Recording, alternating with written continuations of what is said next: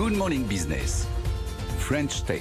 C'est de la mobilité. Il est 6h47. On est déjà parti dans le débat parce que c'est passionnant, ce débat de la mobilité effectivement urbaine, de la mobilité électrique. Et il y a de la concentration dans l'air, puisque vous nous annoncez ce matin, Eric Carril, cofondateur et président de Zouv, votre rapprochement, votre mariage avec Smoove. Alors Smoove, on connaît bien parce que c'est un gros acteur qui a notamment emporté à la barbe de Decaux le contrat de Paris. Avec quelques déboires, on va dire, au départ. Mais enfin bon, on espère que les choses rentrent dans l'ordre. Et vous, avec Zouv, Eric Carril, vous étiez connu pour votre expertise sur l'électrique et sur le partage de l'énergie entre vélos. Oui, exactement. Donc on est d'abord bonjour et très heureux effectivement de vous annoncer cette union entre Smoove et Zouv. Qui sont deux acteurs du vélo électrique partagé, du vélo partagé même, ouais. Et qui sont, Smoove est un acteur très fort, hein, puisqu'il est présent dans plus de 25 villes dans le monde avec 50 000 vélos. Zouv a une technologie très particulière, basée sur ce qu'on essaye de faire aussi dans d'autres entreprises, sur ce triptyque produit-service-données, avec des vélos connectés qui vont chercher de la donnée et qui vont essayer d'améliorer ce service, faire de la maintenance préventive, etc. Et donc nous sommes très heureux de cette union. Concrètement, vous allez, je crois, vous marier en devenant actionnaire. Oui, il y a un apport d'action d'une société à l'autre. Oui, et donc vous devenez actionnaire de Smoove, donc vous ne quittez pas l'aventure. Pas du tout. Bon. Comme aucun des fondateurs et aucun des investisseurs de Zouv et de Smoove. Qu'est-ce que vous voulez du coup, effectivement, en quoi vous étiez complémentaires? Est-ce que c'est juste une question de part de marché, vous additionnez vos parts de marché aux leurs, ou bien aussi est-ce qu'il y avait des différences technologiques et votre technologie qui est particulière, hein, vous allez nous rappeler pourquoi, peut servir effectivement au nouveau groupe créé? Oui, l'idée n'est pas juste de créer quelque chose de gros, l'idée est de créer quelque chose qui va aller de l'avant et qui va être capable de répondre à ce marché qui est en croissance absolument énorme, avec une technologie innovante et une capacité d'aller de l'avant et de créer un leader européen. Innovante pourquoi ? Innovante parce que, encore une fois, ce triptyque produit-service-données qui fait qu'un vélo, c'est un capteur. C'est un capteur qui va vous permettre d'être au service des bienveillants et de gérer la malveillance. C'est un capteur qui va vous permettre d'être au service de la ville en connaissant les endroits où il y a des difficultés sur la route, etc. C'est un capteur qui va être au service chaque jour de l'utilisateur en essayant de lui offrir la meilleure expérience. Et donc, toutes ces données et l'intelligence artificielle qui sont derrière vont nous aider, enfin nous aident déjà à offrir la meilleure expérience, à apprendre de ce que fait chaque utilisateur pour améliorer le vélo en permanence. Le but, c'est aussi de le démocratiser dans des villes moyennes, pas seulement les grandes villes. Bien sûr, le but, c'est d'aller, bien sûr, dans les villes moyennes, mais aussi dans les grandes villes, d'aller plus loin dans les agglomérations, oui. Avec une meilleure gestion aussi de l'électricité. Alors là encore, les entreprises ne sont pas juste... ne font pas la même chose, elles sont complémentaires, puisque Smoove est connu pour ce que vous voyez à la ville de Paris avec ses docks. Zouv est connu pour d'autres types de stations de recharge électrique. Tout ça va être complémentaire pour offrir la meilleure expérience de vélo électrique demain.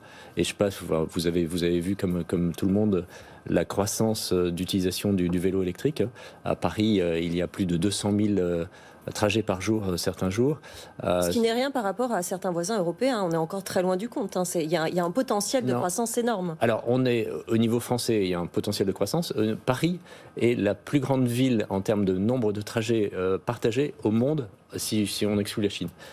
Donc c'est une plateforme que beaucoup de gens disent un certain nombre de choses, mais qui en fait est très efficace et fonctionne très bien. D'autant qu'on a vu la ville se transformer, alors il y a ses détracteurs et il y a ses fans, en donnant une grande place effectivement à toutes ces nouvelles mobilités, avec des voies cyclables réservées, avec des grandes lignes de voies cyclables qui doublent les métros. Il y a eu une transformation extrêmement rapide de la ville en quelques mois. Le Covid pour ça a été très positif. Faut se souvenir que le vélo électrique, enfin le vélo partagé, est le moyen le plus rapide de se déplacer en ville. Ouais. La moyenne en km/h est la plus rapide que les motos, parce que vous avez un certain nombre de facilités avec ces pistes partagées. Et donc oui, c'est un bien commun qui devient de plus en plus au service de tous. Vous allez devoir lever des fonds ? Oui, oui. Combien alors, on ne sait pas encore. Vous savez pas encore. Donc, c'est un exercice que l'on va faire. Encore une fois, l'idée de Smooth plus Zoo, c'est de créer un leader européen de cette mobilité partagée. Alors, vous avez commencé à nous dire, mais on voudrait en savoir plus sur la data, qui est aussi une richesse pour beaucoup d'entreprises et de secteurs. Vous, d'ailleurs, on voit que vous avez une montre WeThink, vous êtes encore dirigeant de WeThink. Oui, je suis aussi dirigeant de WeThink. On sent bien, et vous avez raison, qu'avec ces vélos partagés, connectés, il y a un gisement qu'on n'exploite pas encore. Qu'est-ce que vous avez dans l'idée? Qu'est-ce qu'on peut faire de ce gisement de data par utilisateur? Eh bien, ce gisement de data, il sert à la ville. Il sert à la ville à connaître les endroits où il y a beaucoup de passages, où il y a des choses à améliorer. Vous voulez dire même aux municipalités qui pourront s'en servir de la data pour continuer encore d'adapter. Pour adapter l'infrastructure à l'utilisation. Il sert aux utilisateurs, encore une fois, pour s'assurer qu'on ne se focalise pas sur la malveillance. Si vous voulez, il y a un risque, c'est de se focaliser sur la malveillance. C'est-à-dire la dégradation. La dégradation, etc. On peut la gérer avec la technologie. Par contre, la bienveillance, elle doit être privilégiée, puisque l'idée, c'est d'avoir la meilleure expérience possible. C'est-à-dire de récompenser les utilisateurs les plus vertueux, par exemple. Récompenser, dès que, sur un vélo Zoov, aujourd'hui, dès que vous le prenez et que vous n'avez pas l'autorisation, il se met à sonner. Il y a une alarme qui, en fait, la plupart du temps, fait que les gens arrêtent de le prendre. On ne s'est pas focalisé sur la solidité mécanique du système qui va tenir le vélo. On s'est focalisé sur le fait qu'on va décourager le malveillant dès qu'il prend un vélo. Et ce qu'on voit, c'est que la plupart des gens qui prennent un vélo et qui n'ont pas le droit, le reposent 1 minute après, et finalement ce vélo n'est pas dégradé. Et donc c'est au service de la bienveillance. Est-ce que vous pourriez aller plus loin dans la mobilité partagée, c'est-à-dire qu'un jour de penser par exemple aux voitures partagées C'est pas l'idée aujourd'hui. Encore une fois, le vélo, parmi toute la mobilité partagée, représente 75 à 80% de la mobilité partagée. C'est absolument énorme. Hein. On a beaucoup parlé de trottinettes, on a beaucoup parlé de free floating, on a beaucoup parlé de voitures partagées. Mais en fait, le vélo représente encore 75 à 80%. Et c'est même en croissance. C'est donc le mode dominant. Et vous resterez dessus. Vous avez bien raison. Merci beaucoup, Éric Carrel, cofondateur et président de Zoov et donc de Smooth. Exactement. Voilà.